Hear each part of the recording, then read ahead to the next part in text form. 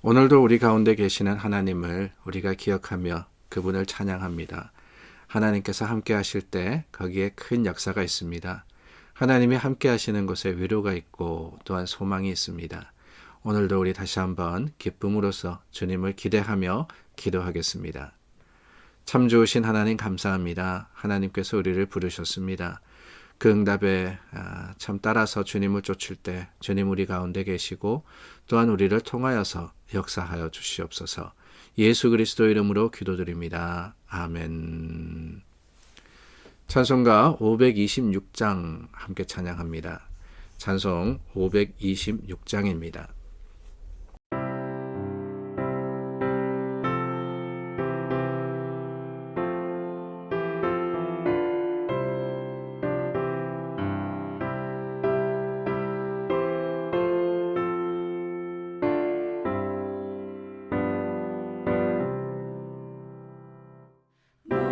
목마른 자들아 다 이리 오라 이곳에 좋은 샘 흐르도다 힘쓰고 애쓰니 없을지라도 이 샘에 오면 다 마시겠네. 이 샘의 솟는 강같이 흘러 온 천하 만국에 다 통하네. 빈부나 귀천에 분별이 없이 다 와서 쉬고 또 마시겠네.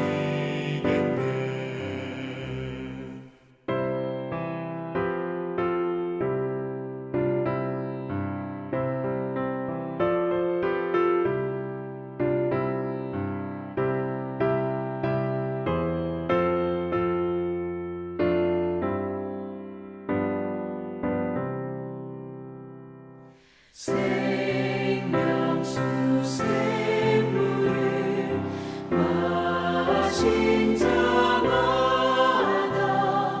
목 다시 마르지 아니하고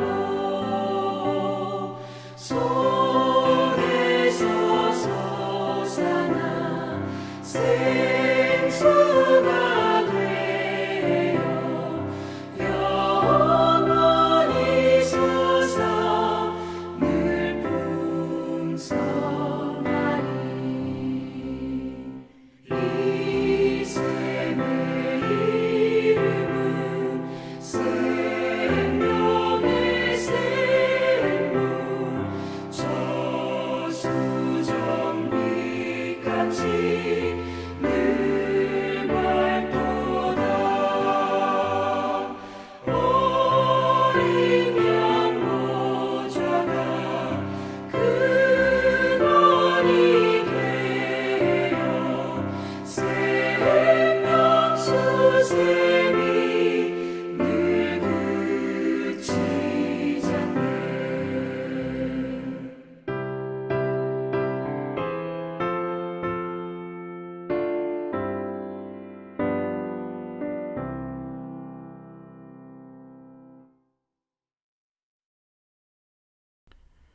요한복음 4장 1절서부터 14절 읽겠습니다. 예수께서 제자를 삼고 세례를 베푸시는 것이 요한보다 많다 하는 말을 바리새인들이 들은 줄을 주께서 아신지라. 예수께서 친히 세례를 베푸신 것이 아니요 제자들이 베푼 것이라. 유대를 떠나서 다시 갈릴리로 가실새 사마리아를 통과하여야 하겠는지라. 사마리아에 있는 수가라 하는 동네에 이르시니 야곱이 그 아들 요셉에게 준 땅이 가깝고 거기 또 야곱의 우물이 있더라. 예수께서 길 가시다가 피곤하여 우물 곁에 그대로 앉으시니 때가 6시쯤 되었더라. 사마리아 여자 한 사람이 물을 기르러 왔음에 예수께서 물을 좀 달라 하시니 이는 제자들이 먹을 것을 사러 그 동네에 들어갔음이라라. 사마리아 여자가 이르되 당신은 유대인으로서 어찌하여 사마리아 여자인 나에게 물을 달라 하나이까 하니 이는 유대인이 사마리아인과 상종하지 아니함이로라. 예수께서 대답하여 이르시되 내가 만일 하나님의 선물과 또 내게 물 좀 달라 하는 이가 누구인 줄 알았더라면 내가 그에게 구하였을 것이요 그가 생수를 내게 주었으리라. 여자가 이르되 주여 물 기를 그릇도 없고 이 우물은 깊은데 어디서 당신이 그 생수를 얻겠사옵나이까. 우리 조상 야곱이 이 우물을 우리에게 주셨고 또 여기서 자기와 자기 아들들과 짐승이 다 마셨는데 당신이 야곱보다 더 크니이까. 예수께서 대답하여 이르시되 이 물을 마시는 자마다 다시 목마르냐니와 내가 주는 물을 마시는 자는 영원히 목마르지 아니하리니 내가 주는 물은 그 속에서 영생하도록 솟아나는 샘물이 되리라. 저희가 오늘부터 요한복음 4장을 나누게 됩니다. 이 4장은 조금 특별한 장이라고 생각이 됩니다. 왜냐하면 4장의 거의 대부분을 차지하고 있는 내용이 요한복음에만 기록되어 있는 글이기 때문에 그렇습니다. 사건입니다. 뿐만 아니라 이 요한복음 4장의 사건을 우리가 너무나도 잘 알고 있기 때문에 조금은 더 특별한 나눔이 아닌가 하는 생각이 듭니다. 우리가 잘 알고 있는 이 성가 있죠. 우물가의 여인처럼 난 구했네 헛되고 헛된 것들을. 바로 그 찬양의 배경이 되는 말씀이 오늘 그리고 또 저희가 며칠간 나누게 되는 이 말씀입니다. 오늘 말씀에 보니까 예수께서 제자를 삼고 세례를 베푸시는 것이 요한보다 많다 하는 말을 바리새인들이 들은 줄을 예수님께서 아셨다 그랬습니다.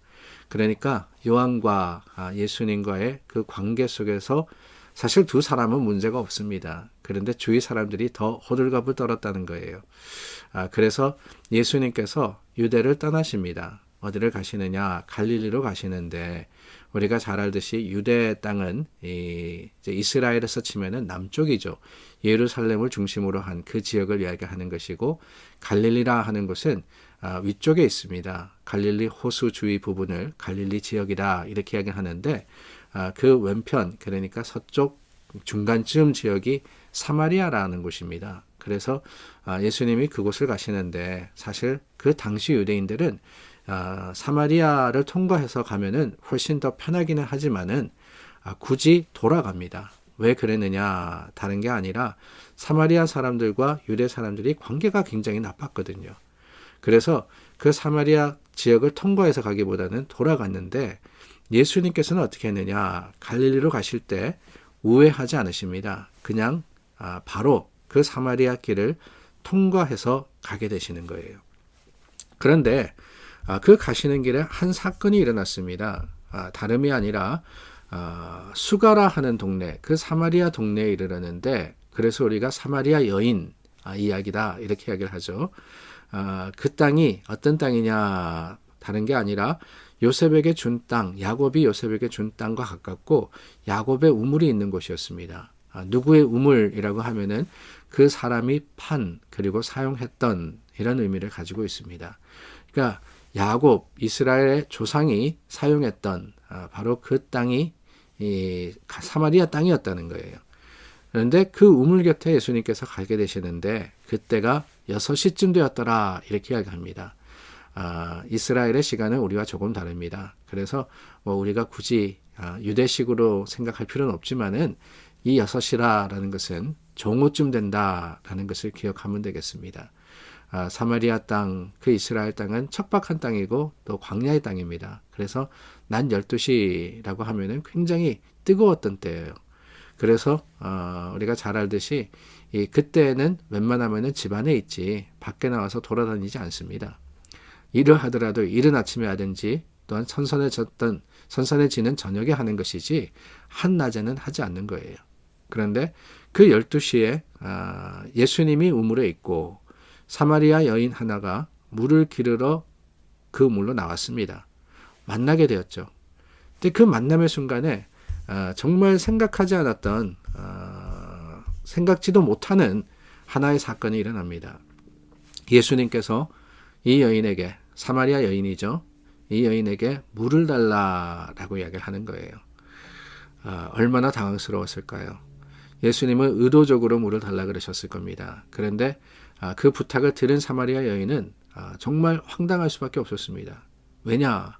그 당시 유대인 남자들은 여자들에게 어떠한 인사를 나누지도 못하게 되어 있을 뿐만 아니라 유대인들은 사마리아인들과 상종하지 않았기 때문에 그래요.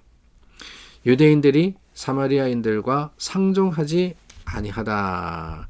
그러니까 같이 이렇게 대화를 나누거나 아니면은 어떠한 일을 하는 게 아니라는 거예요. 이 8절, 9절 말씀에 나오는 상종하다라는 것을 원래 의미로 보면은요, 다른 것이 아니라 같은 그릇을 사용한다라고 되어 있습니다. 같은 그릇을 사용한다. 이 사마리아 여인이 예수님의 부탁에 응하게 되면은 그녀가 가졌던 물그릇을 함께 나누게 되고, 그렇게 되면 어떻게 되느냐? 유대인들의 입장에서는 그것이 바로 부정하게 되는, 정결함이 훼손되게 되는 일이 되는 거예요. 그래서 우리가 잘 알듯이 이 정결의 규례를 따라 가지고 정해진 기간 동안 외출도 안 되고, 요즘 우리 격리해서 잘 알고 있지 않습니까?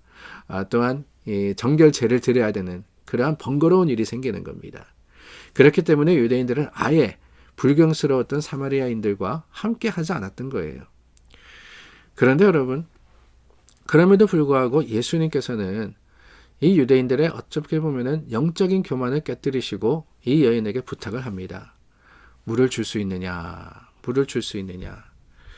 사마리아인, 그것도 여인인 자신에게 물을 달라 그랬던 바로 그 한 남자, 이 사람의 부탁에 사마리아 여자가 당황해서 어떻게 할지 모르는 그 순간 예수님께서 말씀하십니다. 하나님의 선물과 또 내게 물 달라 하는 이가 누구인 줄 알았더라면, 누구인 줄 알았더라면.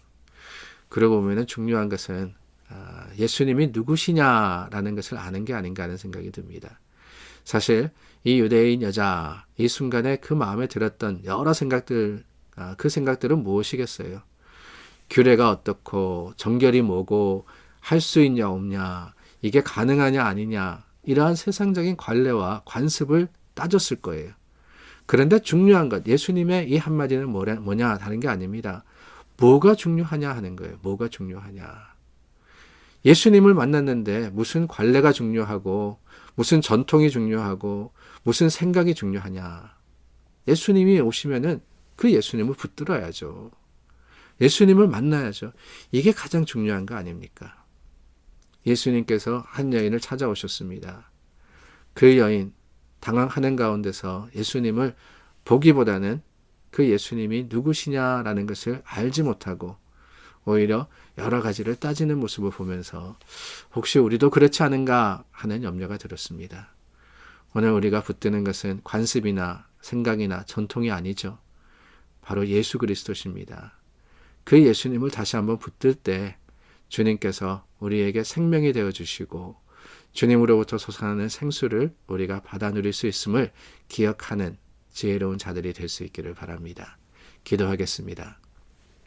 참 좋으신 하나님, 주님 우리 찾아오실 때 우리는 주님을 보지 못하고 주변의 것들을 따지고 있지는 않은지 자신의 모습을 우리가 점검해 봅니다.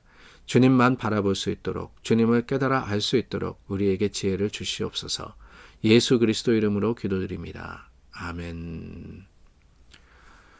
오늘도 우리 중보하여서 하나님께 나아갑니다. 그 중보의 기도를 하나님 받으시고 주님의 거룩하심으로, 그리고 그 사랑의 풍성하심으로 우리를 이끌어 주실 것을 확신합니다. 오늘도 함께 마음을 모아서 기도하겠습니다.